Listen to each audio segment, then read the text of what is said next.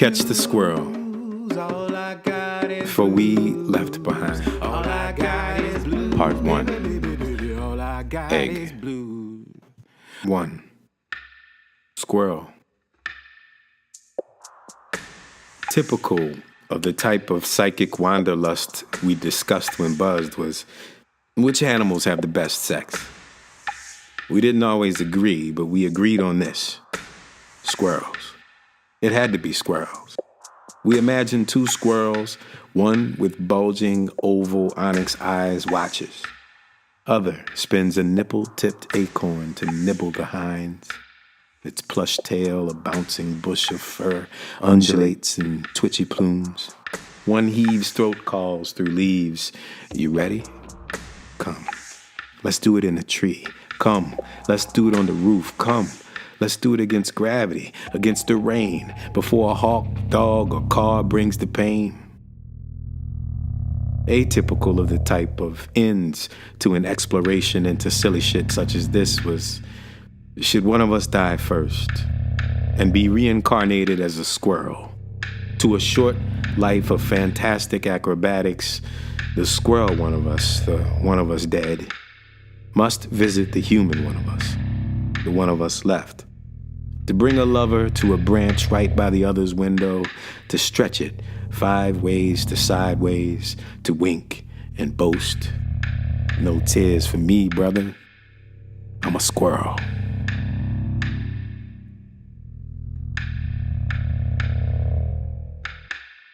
Squirrel.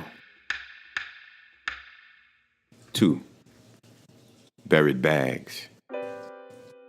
You always kept your word, unless you didn't. This was one of the times you did. You took a shit in a Ziploc bag. Why?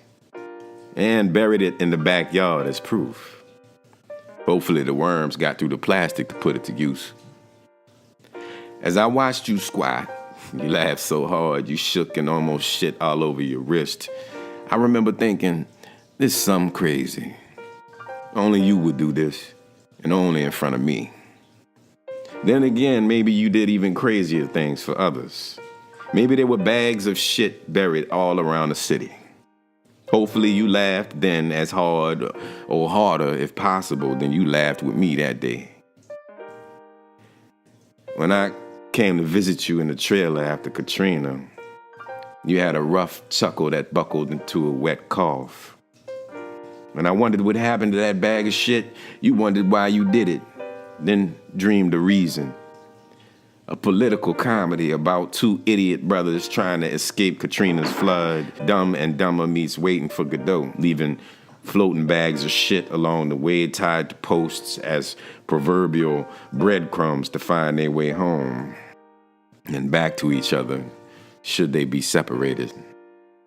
Due to the disgrace of it, one won't likely forget where exactly and with whom they took shits in bags. Buried bags. 3. Run. Dr. Bones said, go have a hard cry. A wailing loud, hunched over, shoulder-rolling cry.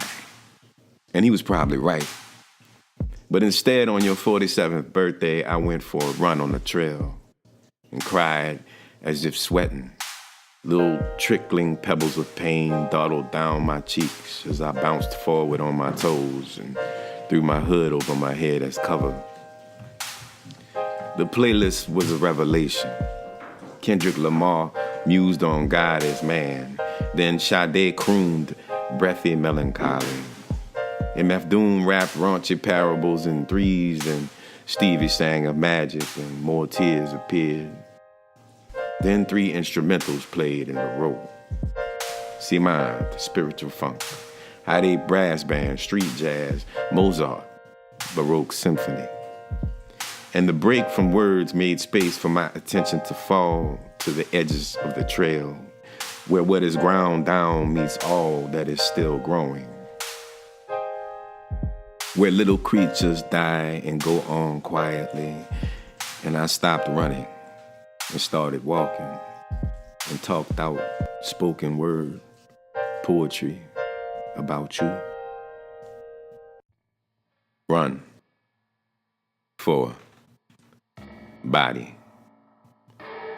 Dead as a word seems blasphemously curt as a way to describe the transition of a life. Cold. But you had been gone for at least 3 days when our sister found you. I imagine what your body looked like, decomposed in April, New Orleans. A funeral home called. Before they could cremate you, you had to be identified by a family member.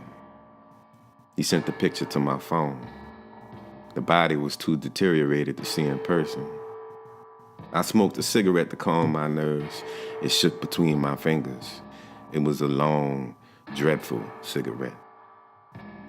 Shamefully, I asked a family member to look for me. That can't be the last time I see my brother. I watched his face as he looked at your body, his upper lip curled left in disgust. Shaking, I asked, "Did you delete the pic?" Shaking, "Did you delete it from the trash?" Now your body is bits and ash, sanitized of decay, powdery and soft and steely gray, rasterized into specks of what was once flesh, now dead. And still, the image of what I refuse to see, of your dead body, lives. A regretful relief. Body. 5. Cannons to the heavens. You worked for a Muppet head-ass, insecure pervert who bragged about firing waitresses for not giving it up. You waited tables in his restaurant to free yourself for auditions during the day. Drank on the house all night, smoked herb after hours. You pulled on whatever lever this degenerate brought. He gave it all to you for free, as long as you would endure his company. And you rarely made auditions the next day. Once you invited me to hang out with you after work, and there that old cumbag was, drunk as I expected. When you introduced me, your little brother, he said, "Well, we see who got all the looks," and laughed. And you said back, without a pause or a smile, "And I got all the cock." He replied, cockily, to me, that he knew you swung low because he'd made you show him to get your check. Then he said I had to show him mine to get a drink. You told him to get on his knees and beg, bitch. There were always people like this fooling with you. Uncle C, whose teeth you had to knock out.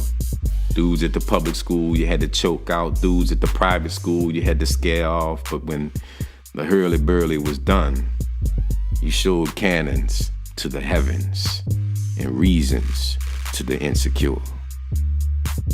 You were not the one to fool with. Cannons to the heavens. Legacy. I went up to the city to seek a life of more. I bowed to the rich men, nodded to the poor. Between the two I found myself, measured what I am. A man's work is his worth. His treasure is his hands. I went down to the ocean, skipped rocks from the shore, just made ripples on top of wave. What am I here for? Epiphany, she dawned on me, measured what I am. A man's work is his worth. His treasure is his hands. I went to hold my brother, his ashes in his urn. I mourned the wisdom he once held, the troubles he had turned. I poured him under sapling roots, measured what I am. A man's work is his worth. His treasure is his hands. Legacy. 7. Scars. There was a long, thin scar, a fallen javelin across your temple. It was easy to miss with the color of your flesh. You told me how you got it so many times. You must have known that you had told me over and over with the same refrain. You don't remember? It was a memory I didn't have. You wanted me to remember. Our father threw a vase at a wall, and things got bad after I was born. It shattered near you, and a small bit slit your face open. You were maybe 7, but you remembered. I have a similar scar. It is the color of my flesh, a centipede of stitch prints stenciled above my eyebrow. From when you dared me to jump 10 feet high and across from my bed to yours. And as I didn't make it, though you insisted I could, my head split on the metal frame under your bed. I was likely 6, but I remembered. When Mama was not well, right before she passed, she said you had tried to make me kill myself that day. Now you must have finally killed me, and that this was why I hadn't yet come to see her die. These were long, thin scars, the color of our flesh between us. I couldn't remember yours. You couldn't remember mine. Scars. 8. Little brother. Every time I sigh over the filthy pleasure of a loud fart, or make faces to sing or speak in tongues or hump air or punch air or chase a fear, I think the same refrain. My big brother made me. When I outdrink myself and talk and rhyme and fall asleep in the day and wrestle a dog and feel how Danny DeVito and Taxi life could be, I think the same refrain. My big brother made me. I never told all the wild we did, showed loyalty to never tell. Yet it soothes to confess now in poems of rue with the same refrain. My big brother made me. If I happen to confess something I fear might embarrass you, I will ask myself, do you remember your brother? With the same refrain. My big brother made me. He'll want to be remembered well, for us to laugh and cry, for us to let loose the banshees we have held and yell the same refrain. My brother made me. Little brother.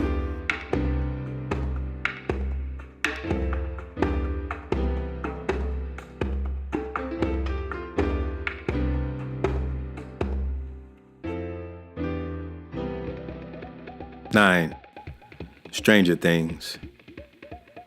I saw a squirrel with something strange in its mouth, the same color as itself, ash gray.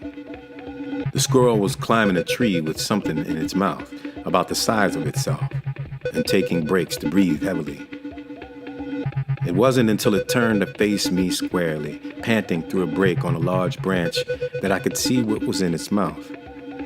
Another squirrel, maybe dead, its abdomen bulging in the carrier squirrel's mouth. And it was now looking at me with an entire other squirrel folded in its mouth.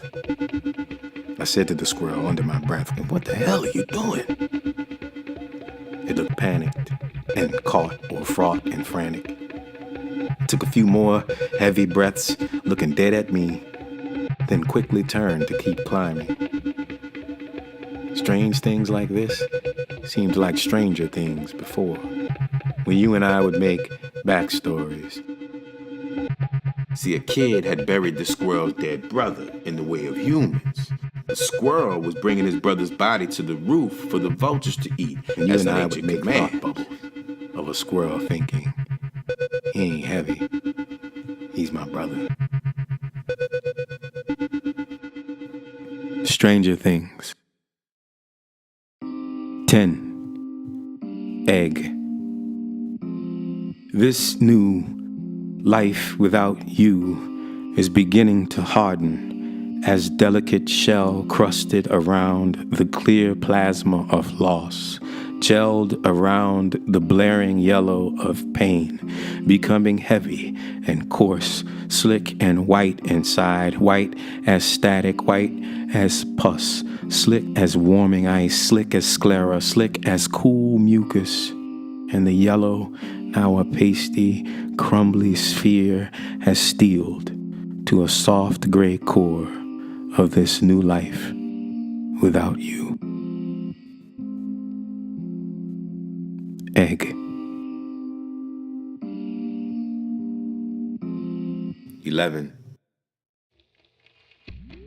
Grief. Ebbing back out into the nothingness from which time came. Seeing dreams turn to sand dunes of glass ash. This doesn't feel like that. Struggling far out in a riptide, fighting the drag for life to get to hands and knees, to crawl from death exhausted, fighting the thought of my family looking for me, if they'd ever find me, all the time they would lose to grief. This doesn't feel like that. This feels like hope as jettisoned to stay afloat. Hope as river flotsam, rotten or lost and forgotten. Hope as a whale, majestic, massive, slowly rising from the deep, cooing testimony to the glory of scale, testament to vast possibility, and to the humility that possibility inspires when it is no more. Grief.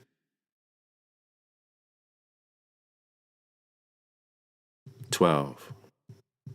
Fat. Standard English translation. Fart. Fat. What I hope you'd say is, this was all me, little brother, and God fighting. A dry, hard rip, loud and quick.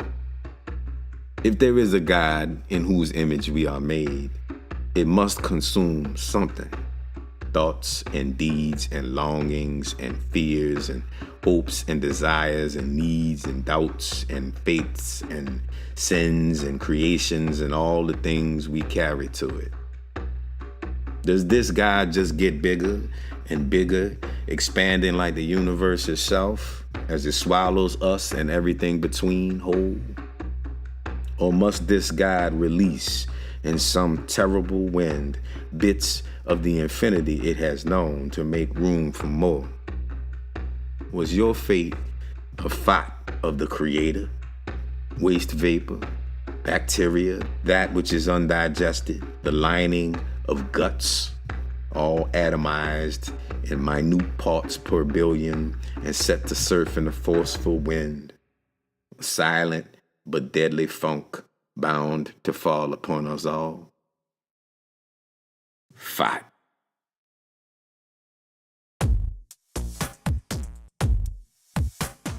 "13. Kiss.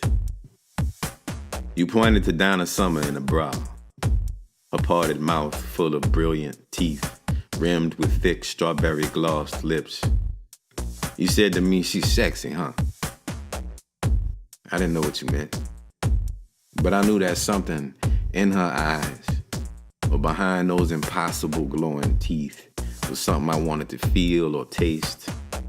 And so when I poked a hole in her mouth and stuck my tongue through it, and you wanted to punch me through a wall for wrecking your record, you understood somewhere in your rage that I was 7 years old.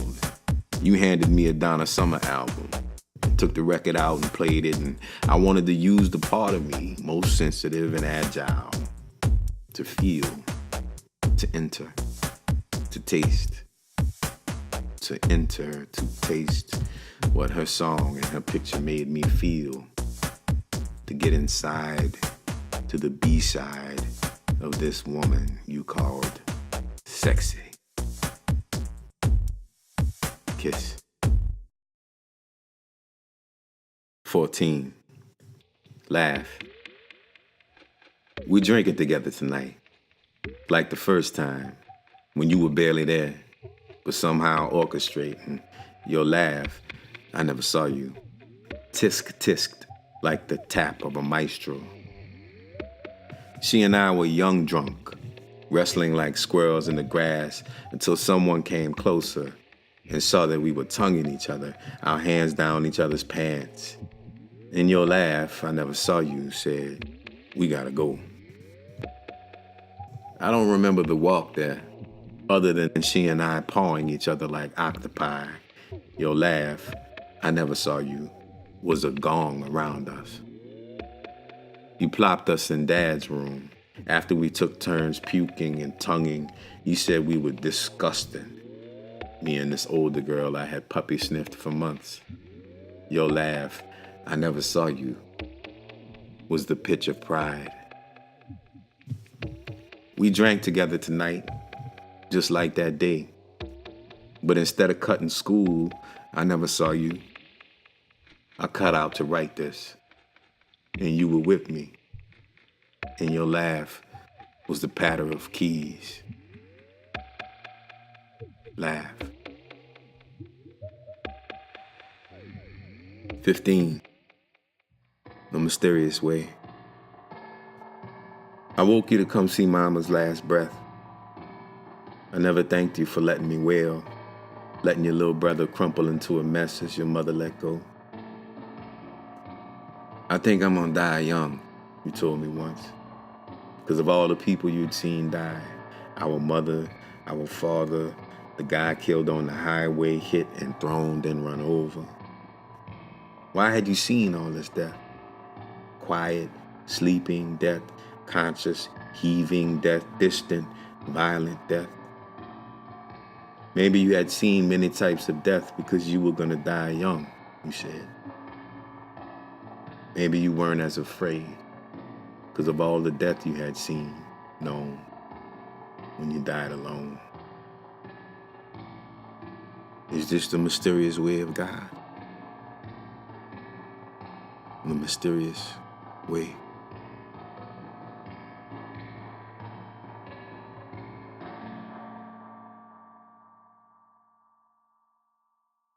Part 1. Egg. Catch the Squirrel by Michael Otieno Molina. Copyright 2018, Michael Otieno Molina. www.mikemolina.org. Tune in for part 2 of Catch the Squirrel, The Mysterious Way. All I got is